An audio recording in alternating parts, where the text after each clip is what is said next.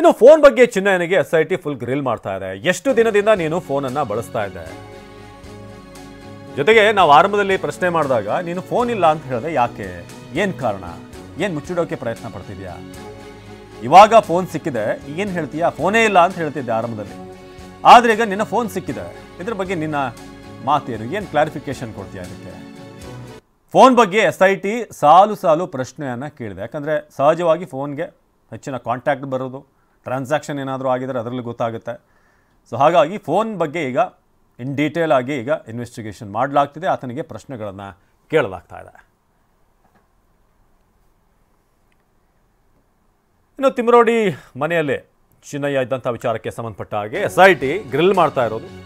ಚಿನ್ನಯ್ಯನಿಗೆ ಸಾಲು ಸಾಲು ಪ್ರಶ್ನೆಗಳನ್ನು ಕೇಳಿರುವಂಥ SIT. ಮಹೇಶ್ ತಿಮರೋಡಿ ಮನೆಗೆ ಯಾವಾಗ ಬಂದೆ, ತಿಮರೋಡಿ ಮನೆಯಲ್ಲಿ ಎಷ್ಟು ದಿನಗಳಿಂದ ವಾಸವಿದ್ದೆ, ಹೀಗೆ ಒಂದಷ್ಟು ಪ್ರಮುಖ ಪ್ರಶ್ನೆಗಳನ್ನು ಆತನಿಗೆ ಕೇಳಲಾಗ್ತಿದೆ. ಎಷ್ಟು ದಿನದಿಂದ ಇದ್ದೆ, ಯಾವಾಗ ಬಂದೆ, ಹೇಗೆ ಪರಿಚಯ, ದೂರು ಕೊಡಲು ಬಂದಾಗ ನೀನು ಎಲ್ಲಿ ಉಳ್ಕೋತಾ ಇದ್ದೆ, ಶೆಟ್ಟಿ ಮನೆಗೆ ನಿನ್ನನ್ನು ಮೊದಲು ಯಾರು ಕರೆತಂದ್ರು, ಮಹೇಶ್ ಶೆಟ್ಟಿ ಮನೆಯಲ್ಲಿದ್ದಾಗ ಯಾರನ್ನ ಭೇಟಿಯಾದ, ಯಾರ್ಯಾರು ಬಂದು ಭೇಟಿ ಮಾಡಿದ್ರು, ಏನು ಹೇಳಿದರು, ಭೇಟಿ ಮಾಡಿದಂಥ ಸಂದರ್ಭದಲ್ಲಿ ಏನೆಲ್ಲ ನೀನು ಹೇಳ್ತಾ ಇದ್ದೆ, ಹೀಗೆ ಸಾಲು ಸಾಲು ಪ್ರಶ್ನೆಗಳಿಗೆ ಉತ್ತರವನ್ನು ಪಡೆದುಕೊಳ್ಳಲಾಗ್ತಾ ಇದೆ SITಗೆ. ಜೊತೆಗೆ ಆರಂಭದಲ್ಲಿ ಮಾಡಿದಂಥ ಆರೋಪ, ಇದಕ್ಕೆ ಪೂರಕವಾಗಿ ಯಾರಿದ್ರು ಜೊತೆಯಾಗಿ, ಏನಾದರೂ ಇದೊಂದು ಎಲ್ಲ ಸೇರಿ ಮಾಡಿರೋಂಥ ಪ್ಲ್ಯಾನ್ ಆಗಿದ್ದರೆ ಏನೇನು, ಯಾರು ಸಲಹೆ ಕೊಟ್ಟರು, ಸೂಚನೆ ಕೊಟ್ಟರು, ಇದೆಲ್ಲವನ್ನು ಕೂಡ ಈಗ SIT ಅವರು ಕೆದಕ್ತಾ ಇದ್ದಾರೆ.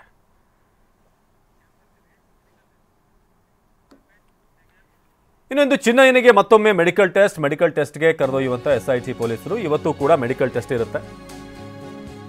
ಇಂದು ಚಿನ್ನಯ್ಯಗೆ ಮೆಡಿಕಲ್ ಟೆಸ್ಟ್, ಇನ್ನು ಪೊಲೀಸರ ಒಂದು ಪ್ರೊಸೀಜರ್ ಏನಿರುತ್ತೆ ಅದರ ಪ್ರಕಾರ ಮೆಡಿಕಲ್ ಟೆಸ್ಟ್. ಬೆಳ್ತಂಗಡಿ ಆಸ್ಪತ್ರೆಯಲ್ಲಿ ನಡೆಯಲಿರುವಂಥ ಪರೀಕ್ಷೆ. ಸದ್ಯ SIT ಕಸ್ಟಡಿಯಲ್ಲಿರುವಂಥ ಆರೋಪಿ ಚಿನ್ನಯ್ಯ. ಇಂದು ಚಿನ್ನಯ್ಯನಿಗೆ ಮತ್ತೆ ಮೆಡಿಕಲ್ ಟೆಸ್ಟ್ ಇರುತ್ತೆ. ಅದಾದ ನಂತರ ವಿಚಾರಣೆ ಮುಂದುವರಿಯಲಿದೆ. ಸೊ ಬೆಳ್ತಂಗಡಿ ಆಸ್ಪತ್ರೆಯಲ್ಲಿ ನಡೆಯಲಿರುವಂಥ ಮೆಡಿಕಲ್ ಚೆಕಪ್, ಏನು ಬೇಸಿಕ್ ಆದಂಥ ಒಂದಷ್ಟು ಟೆಸ್ಟ್ಗಳಿರುತ್ತೆ, ಅದೆಲ್ಲವೂ ಕೂಡ ಆಗಲಿದೆ. ಸೊ ಅದಾದ ನಂತರ ಮತ್ತೆ ವಿಚಾರಣೆ ಮುಂದುವರಿಯುತ್ತೆ. ಸೊ ಈಗ ಯಾರು ಆಶ್ರಯ ಕೊಟ್ಟಿದ್ದಾರೆ, ಈತನ ಜೊತೆ ಯಾರಿದ್ರು, ಅವರೆಲ್ಲರಿಗೂ ಕೂಡ ಈಗ ಟೆನ್ಷನ್ ಶುರುವಾಗಿದೆ. ಈತ ಯಾರ್ಯಾರ ಹೆಸರನ್ನು ಹೇಳ್ತಾ ಹೋಗ್ತಾನೆ, ಜೊತೆಗೆ ಏನು ಇವರ ಯೋಚನೆ ಏನಿತ್ತು, ಏನು ಮಾಡೋಕ್ಕೆ ಹೊರಟಿದ್ರು, ಉದ್ದೇಶ ಏನಾದ್ರದ್ದು, ಜೊತೆಗೆ ಇಷ್ಟು ಮಟ್ಟಿಗೆ ಇಡೀ ಸರ್ಕಾರವನ್ನೇ SIT ರಚನೆ ಮಾಡೋ ಹಾಗೆ ಮಾಡಿ ಅದೆಷ್ಟೋ ಸಿಬ್ಬಂದಿ ಅಲ್ಲಿ ಕೆಲಸ ಮಾಡಿದರು ರಾತ್ರಿ ಹಗಲು. ಆದರೆ ಇದಕ್ಕೆಲ್ಲ ಹಿಂದೆ ಏನಿತ್ತು, ಯಾವ ಉದ್ದೇಶದಿಂದ ಇದನ್ನು ಮಾಡಲಾಯಿತು, ಯಾರ್ಯಾರು ಸಂಪರ್ಕ ಮಾಡಿದ್ರು, ಮಹೇಶ್ ಶೆಟ್ಟಿ ತಿಮರೋಡಿ ಆಶ್ರಯ ಕೊಟ್ಟಂಥ ವಿಚಾರ